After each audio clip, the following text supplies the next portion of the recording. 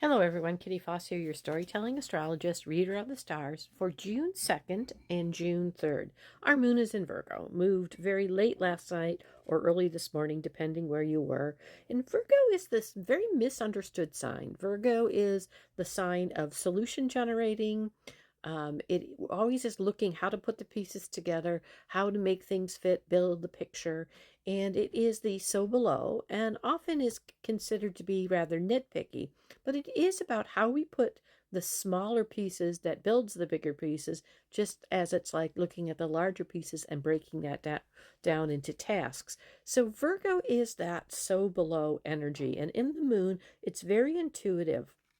Interesting day on the 2nd because the moon in Virgo today has a taking care of business kind of tone to it in the smallest of ways.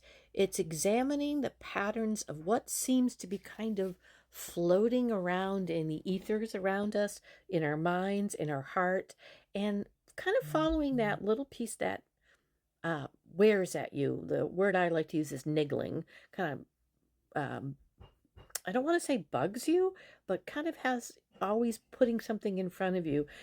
Sometimes it can be like getting something in your eye and you're trying to get it out and you continually work at it. Or sometimes it's a discovery of a new connection and how you, oh, wow, that makes a whole lot of things make sense. So that's the kind of energy today. And with discernment today, you can tap in to the kind of interesting way that this appears for you. Now, what's really interesting to me is there's what's called a quincunx or incongruent energy with our first of all our Aries placements, Saturn and Neptune at the moment, and also Pluto and Aquarius. And so we're looking at the bridge and two larger themes that seem to be disconnected from whatever that picture is we're working on, whatever that irritation or thing that is really gnawing at us. That's a good word, because that can be both a positive or a more of a challenge energy. And there's some discernment about what to pay attention to. There's a sense of disconnection with the larger picture, that transformation of Pluto and this new spirit cycle. So, what we're doing is kind of clearing out. So, again, it might be something that you're making bigger connections with because intuitively these little things are starting to show up and you're paying attention to them today.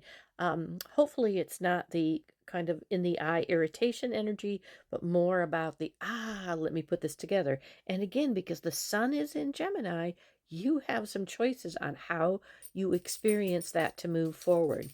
And then on the 3rd, whatever has unfolded on the 2nd, once again, plays a big part because there is a square with that moon in Virgo and our Mercury energy in Gemini. And Mercury in Gemini is very strong because Mercury is the ruler of Gemini.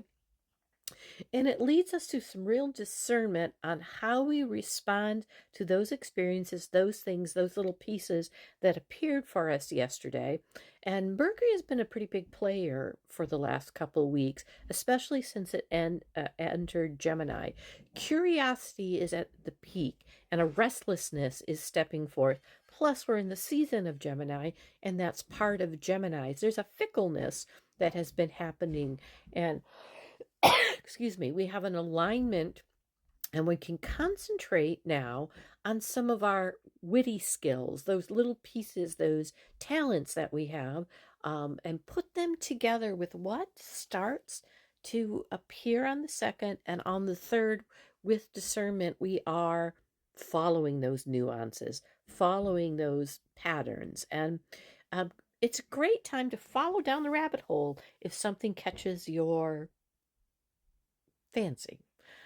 So pay attention to what appears, what is being put together, what little pieces are you moving out, and then again, where does that take you with wit and charm and curiosity? Tap into the experience of Gemini, Mercury in Gemini. Remember, you are the person your soul sees you as being, the value. Namaste.